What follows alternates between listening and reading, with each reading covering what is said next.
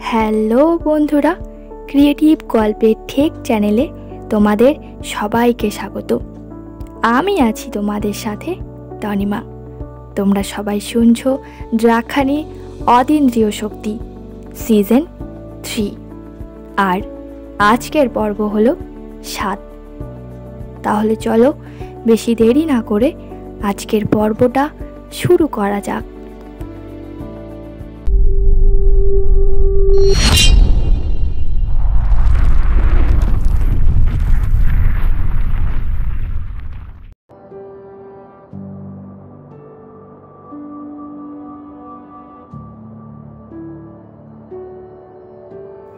উর্মি আর ইন্দ্রের বিবাহ সম্পূর্ণ হলো তখন ভোরের আলো ফুটে উঠেছে। ঘুমে প্রায় আচ্ছন্ন হয়ে গেছে উর্মি। ক্লান্ত শরীরে সে আর পারছে না বসে থাকতে এই শেষ হওয়া যজ্ঞের ধোঁয়ার সামনে। ইন্দ্র আর উর্মির বিয়ে শেষ হতে ওদের উঠিয়ে নিয়ে বসানো হলো ঘরে। মিষ্টি জল খাওয়ানো হলো। ইন্দ্র ভাবছিল সে এই সময় তার নবপরিণীতা স্ত্রীকে কয়েকটা কথা বলবে, কিন্তু একটু লোকজন সয়ে যেতে ও যখন তাকালো উর্মির দিকে, তখন আর কথা বলার অবস্থাতে উর্মি নেই। সে ঘুমিয়ে পড়েছে। তার ঘাড় লটকে আছে ইন্দ্রের উরুর ওপর। ইন্দ্র উর্মিকে ধরে ওর মাথাটা শীতল পাটির ওপরে রাখা বালিশে দিল।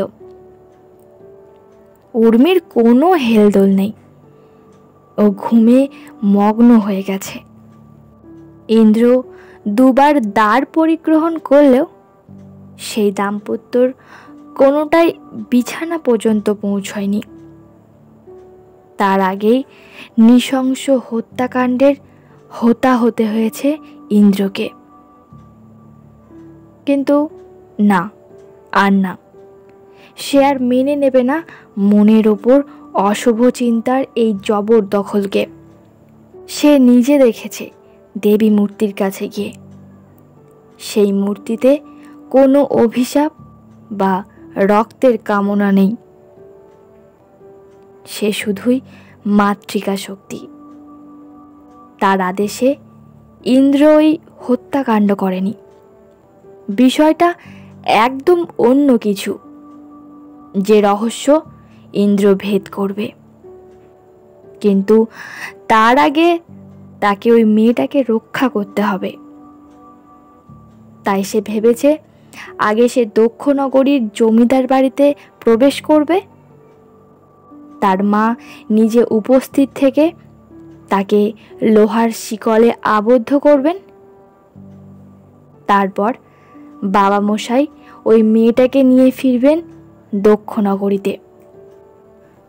বধূ ওই বাড়ির দরজা দুধে আলতাতে একাই পেরিয়ে আসবে। ইন্দ্র এই সময়টা তার সাথে থাকবে না। আগে একটা পর্যায় পার করতে হবে ওকে। ওর অগ্নি সাক্ষী করে বিবাহ করা স্ত্রীকে তার শ্বশুরবাড়ি পর্যন্ত টেনে নিয়ে যেতে হবে। মাঝখানে কোনোভাবেই ইন্দ্র আর উর্মির সাক্ষাৎ হওয়া চলবে না। নিয়ম মানুষের সুখ শান্তির জন্য সৃষ্টি করা হয়েছে। সে নিয়ম যখন বারবার বিনাশের কারণ হচ্ছে, তো তাকে বাদ দিয়ে দেওয়াতে দ্বিধাবোধ নেই। স্বামী স্ত্রী একসাথে গৃহপ্রবেশ করতে গেলে যখন বারবার বিপদ আসছে, তো একসাথে সেই পথ ওরা চলবে না। এটাই বলতে চেয়েছিল ইন্দ্র।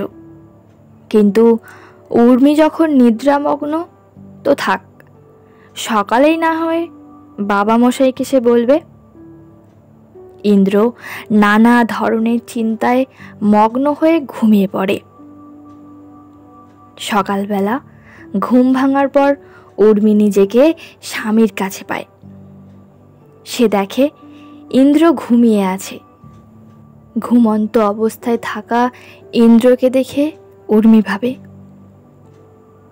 এই মানুষটাকে দেখে কে বলবে এ একটা খুনি?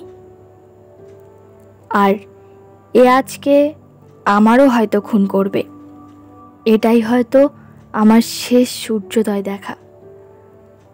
এখন কত পবিত্র লাগছে ওর মুখটা, ঠিক যেন দৃপ্ত একটা রাজার মুখমণ্ডল। ইন্দ্র চোখ খুলে সামনে দেখে উর্মিকে। উর্মির মুখে এসে পড়েছে মিঠে কড়া রোদের সোনালি আলো। ইন্দ্র একভাবে তাকিয়ে রইল তার দিকে। তারপর কেমন যেন ঘোর লাগা গলায় বলল, একটা ত্রিনয়নের অভাব আছে। উর্মি বুঝতে পারে না ইন্দ্র কি বলছে।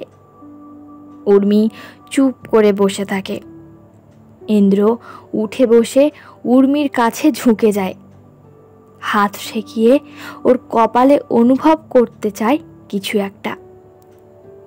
তারপর বলে, তুমি কাপালিনী উর্মিমালা, তুমি কি সে খবর রাখো না? তুমি জানো না তোমার ত্রিনয়নের কতটা শক্তি? উর্মি, মানুষের দুটো চোখ হয় স্বামী, তার বেশি হয়তো দেব দেবতার হয়, তবে আমি দেবতার পুজো মানি না।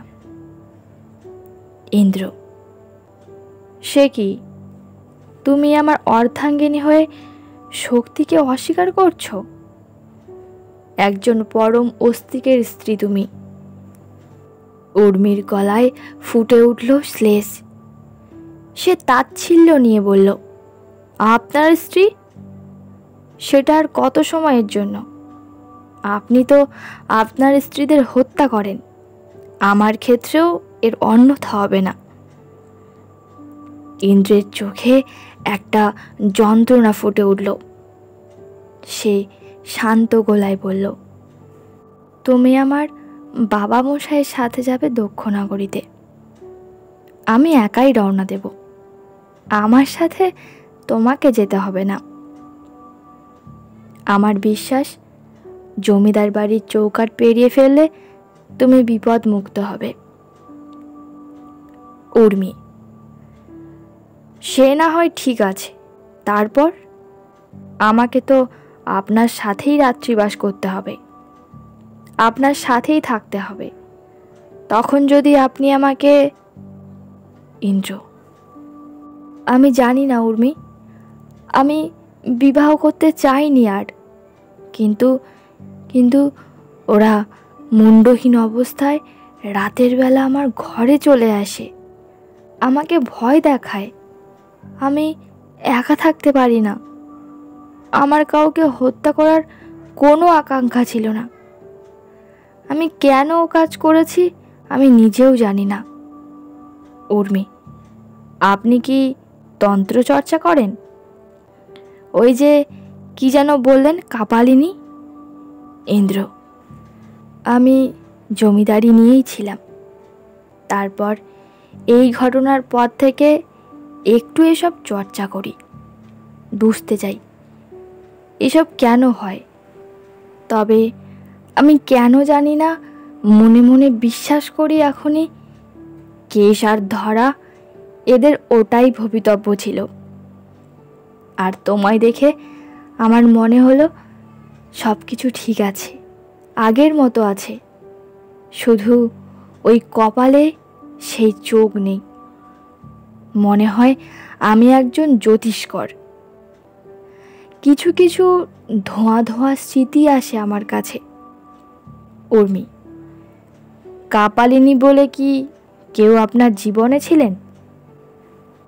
ইন্দ্র, ঋগ্বেদের দেবী সূত্রতে সর্বাধিক অধ্যায়িত স্তোত্রের মধ্যে রয়েছে, যা ঘোষণা করে পরম আধ্যাত্মিক সত্য হলেন এক দেবী, যিনি বলেছেন, আমি কোনো রকম উচ্চতর সত্তার উদ্দীপনা ছাড়াই আমার ইচ্ছানুসারে সমস্ত জগৎকে সৃষ্টি করেছি এবং আমি তাদের মধ্যে বাস করছি।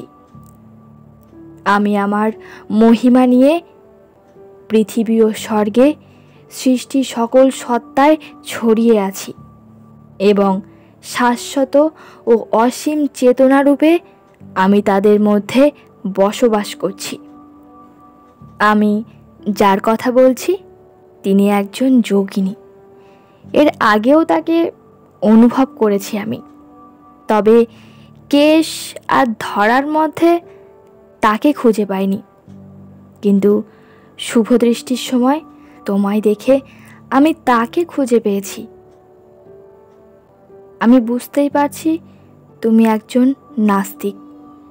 নারীদের মধ্যে যদিও এই প্রবৃত্তি কম দেখা যায়, কিন্তু ওই যে বলছি তুমি আলাদা। তো হয়তো এখনো নিজেকে উপলব্ধি করতে পারোনি তুমি জানো না এসব, তাই তোমার জানার জন্য বলি। 64 জন যোগিনী হলেন বহুরূপা, তারা, নর্মদা, যমুনা, শান্তি, বারুণী, ক্ষেমঙ্করী, ঐন্দ্রী, বরাহী, রণবীরা, বানরমুখী, বৈষ্ণবী, কালরাত্রি, বিদ্যারূপা, চর্চিকা, বেতালী, ছিন্নমস্তিকা, বৃষবাহানা, জ্বালাকামিনী, ঘটবরা, করাকালী, রক্তদন্তী, বিরূপা, কৌবেরী, ভালুকা, নারসিংহী, বিরজা, বিগটান্না, মুক্তকেশী, কৌমারী, কৃষ্ণা, রতি, কর্করী, সর্পস্য, যক্ষিণী, বিনায়কী,